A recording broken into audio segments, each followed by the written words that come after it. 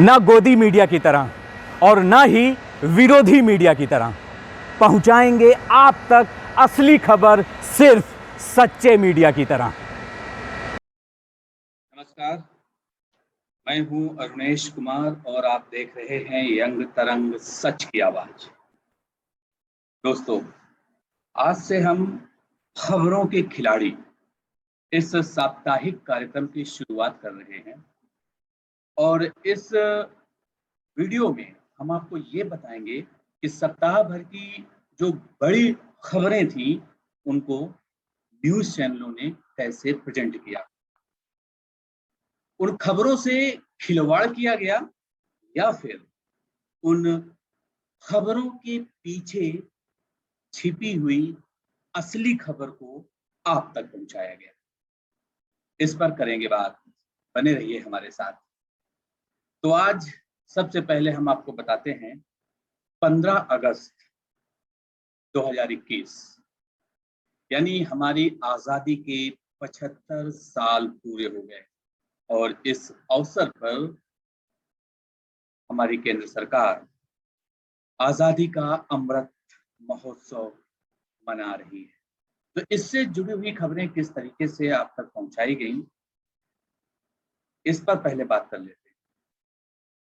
आप सबको मालूम है कि हमें अंग्रेजों से 200 साल के बाद आज़ादी मिली और इस आज़ादी के एक दिन पहले यानी 14 अगस्त को प्रधानमंत्री जी ने एक ट्वीट किया और वो ट्वीट ये था कि अब 14 अगस्त के दिन को हर साल विभाजन विभीषिका स्मृति दिवस मनाया जाएगा।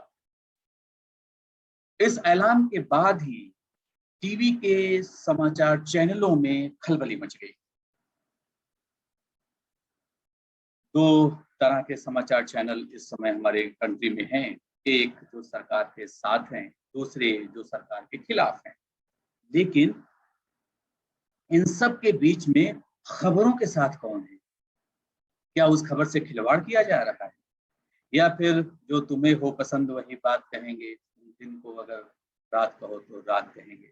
ये फिलॉसफी बन गई है हमारे न्यूज चैनल्स की। तो पहले बात इस खबर की कर लेते हैं। ये देखिए, ये सच है कि विभाजन हुआ था मानव इतिहास में सबसे बड़े विस्थापनों में से एक है, इसमें कोई दो राय नहीं है। लगभग 20 मिलियन लोग इस विभाजन की त्रासदी के शिकार हुए थे। लाखों परिवार अपना पैतृक निवास स्थान, चाहे वो किसी गांव में हो, कस्बे में हो या शहर में हो, उसको छोड़ना पड़ा था। बहुत से लोग मारे गए थे, शरणार्थी का जीवन व्यतीत कर रहे थे।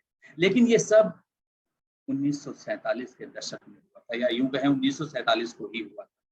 चैनलों ने इस खबर को खूब चलाया, कुछ ने सरकार के इस फैसले का समर्थन किया तो कुछ ने इसे यूपी चुनाव से जोड़कर देखा और इसे बीजेपी की चाल बताया। सत्ता पक्ष और विपक्ष में भी इस मुद्दे को लेकर बड़ा घमासान हुआ। एक चैनल ने यह भी बताया कि आखिरकार एक ही दिन जब ये दोनों देश स्वतंत्र हुए थे अंग्रेजों से, तो फिर पाकिस्तान एक दिन पहले यानी 14 अगस्त को अपना स्वतंत्रता दिवस क्यों मनाता है? वहीं प्रधानमंत्री के इस ट्वीट के बाद अब भारत यानी हिंदुस्तान 14 अगस्त को विभाजन विभीषिका स्मृति दिवस क्यों मना रहा है? इसके पीछे के तर्क क्या है, तथ्य क्या है? सब चैनलों ने अपने अपने जिसको कहते हैं ना मन मुताबिक, या यूं कहें ऊपर से जैसा आदेश था उसके मुताबिक उन्होंने चलाया। लेकिन असली खबर क्या है?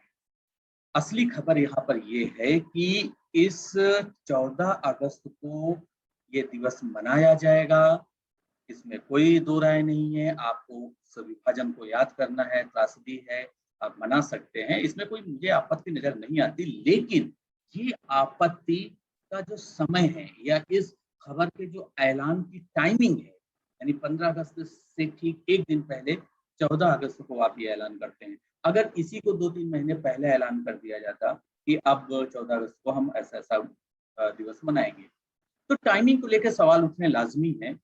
कि आखिर इस सरकार ने ऐसा क्यों किया, और इस पर कुछ चैनलों ने सवाल उठाए हैं, लेकिन ज्यादातर ने सवाल नहीं उठाए। दूसरी बात यह है कि लगभग सभी चैनलों ने इस मुद्दे के बाद हिंदू मुसलमान के बीच का विवाद, या यूं कहें दंगे, इस पर ही उनकी पूरा जो प्रोग्रामिंग थी, न्यूज प्रोग्रामिंग थी, वो उसी में बेस्ड रही। एक आध चैनल ने जरूर सिख दंगों का जिक्र किया है, भागलपुर के दंगों का भी जिक्र किया है, और गुजरात के दंगों का भी किया है, लेकिन वो बहुत कम किया है। जब आप इस तरह की त्रासदी के बारे में बात करते हैं तो इस देश में स्वतंत्रता के समय यानी 1947 में जो त्रासदी हुई थी उसका जिक्र तो आप जरूर कीजिए, लेकिन स्वतंत्रता के बाद जो जो दंगे हुए हैं, चाहे वो प्रायोजित हो या फिर ना हो प्रायोजित, लेकिन उन दंगों की विभीषिका को भी इस देश ने झेला है। उन दंगों में भी सैकड़ों लोग मारे गए हैं हिंदू मुसलमान के नाम पर, क्योंकि दोनों तरफ कट्टरवादी कुछ तत्व हैं जिनको सियासी संरक्षण मिला हुआ है, और इसीलिए आए दिन इस तरह की घटनाएं सामने आती हैं। किसी चैनल वाले ने अपनी न्यूज की प्रोग्रामिंग इस एंगल से नहीं की कि स्वतंत्रता के साथ भी, स्वतंत्रता के बाद भी आखिरकार हमारे देश में ये दंगों का दंश कब रुकेगा, कब थमेगा। अब बात करते हैं कि ज्यादातर जो प्रोग्राम्स हुए, खासतौर पर मैं 14 अगस्त के दिन की बात कर रहा हूँ, प्राइम टाइम शोज की बात कर रहा हूँ, चाहे वो न्यूज बुलेटिन की बात हो या न्यूज प्रोग्राम्स की बात हो, उनमें से ज्यादातर ने सिर्फ ये बताया कि सरकार को ये बहुत अच्छा कदम था, ऐसा सरकार को करना चाहिए, लेकिन सब ने भूतकाल की चर्चा की। किसी ने जिन्ना के रोल पर सवाल उठाए, नेहरू पर सवाल उठाए, लेकिन सबने 1947 की बात की, किसी ने 2021 की बात क्यों नहीं की। कहते हैं ना कि वो समाज, वो देश हमेशा विकास के रास्ते पर आगे चलता है जो कि अपने भूतकाल में की गई गलतियों से सबक लेता है, उनसे सीखता है, ताकि भविष्य में ऐसी गलतियां न हो सकें और ऐसे गुनाह न हो सके। इस थीम पर आधारित न्यूज बुलेटिन या न्यूज प्रोग्राम देखने को नहीं मिला। असल सवाल और असल मुद्दा यही है कि वर्तमान में ये जो दो कौम हैं, इनको लड़वाने में या एकता बनाए रखने के बीच में किस नेता का क्या रोल है। दोनों तरफ कुछ कट्टरवादी लोग हैं, दोनों तरफ की ऐसे लोगों की जो सियासत है वो हिंदू मुसलमान पर ही आधारित है, लेकिन कोई ये क्यों नहीं कहता कि हिंदू हो या मुसलमान, उससे पहले जरा बन जाओ इंसान, तभी तो सही मायनों में ये देश बनेगा महान। इस वाली थीम पर या इस टॉपिक पर बेस्ड प्रोग्राम्स देखने को नहीं मिले, यानी असली खबर नहीं बताई गई। अब बात करते हैं 15 अगस्त की। 15 अगस्त के दिन आपको पता है कि देश 75 साल हो गए हैं, तो आज़ादी का जो है अमृत महोत्सव मनाया जा रहा है, और हम सबको बहुत गर्व है अपने स्वतंत्रता संग्राम सेनानियों पर।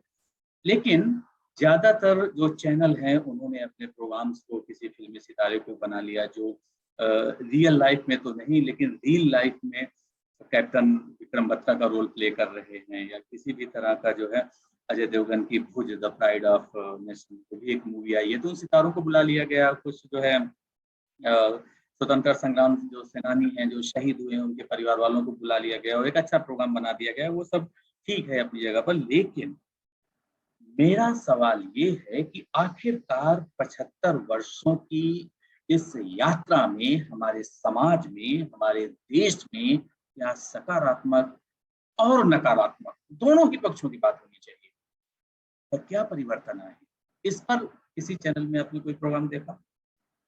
आखिरकार सियासत से लेकर खेलों की दुनिया तक, साइंस से लेकर के फिल्मों की दुनिया तक बहुत कुछ बदलाव हुआ है। कुछ सकारात्मक हुए हैं तो कुछ नकारात्मक हुए हैं। तो 75 साल देश का क्या है हाल, इस थीम पर प्रोग्राम बनने चाहिए। 135 करोड़ की जनसंख्या वाला हमारा देश है, और पिछले 121 साल में सिर्फ 7 पदक, जी हाँ, मेडल्स टोक्यो ओलंपिक्स में जीत कर आए हैं, और सब ने उनका, जो भी खिलाड़ी जीत कर आए हैं, उनका सम्मान किया, उनका स्वागत किया, करोड़ों की बारिश भी उन पर हुई, जो अच्छी बात है, मैं इसके खिलाफ नहीं हूँ।